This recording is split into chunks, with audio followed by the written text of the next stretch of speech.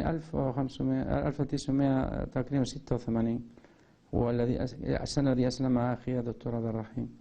فكنت يدرس يعني كيف العبادات، مثلا الصلاة، حركة الصلاة، كيف تصلي يعني هنا في جنب البيت.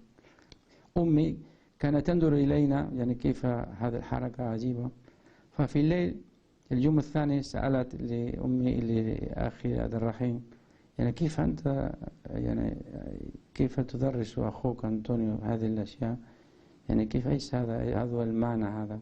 فعبد الرحيم رد عليها يقولنا هذا يعني هو الصلاة في الإسلام، هذا طريقة للصلاة للعبادة حتى تقربوا لله سبحانه وتعالى، السدة والمعنى كذا والمعنى كذا، يعني يفسر الحركة، كل الحركة يفسر بالمعنى.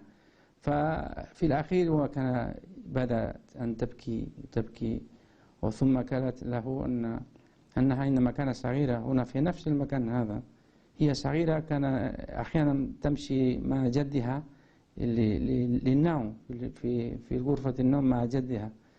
فهي قالت أن عدة مرات كان هي جدها يعني في الصباح قبل يعني في الصباح المبكر يعني يعمل نفس الشيء، يتوضأ، يكون نفس الحركة، ثم يعني قبل ذلك يسمى السماعة حتى تكون في كهرباء، السماعة صغيرة، فيتوضأ ثم يمشي يأخذ ليس سجادة بطانية نظيفة ويأخذ اتجاه القبلة، ثم هي كانت تصلي. فهي صغيرة في تحت البطانية كانت تنظر إليها، لكن أبدا هي كلمتها ما هو المعنى. Son historias de ese tipo, ¿no? Siempre, ¿no?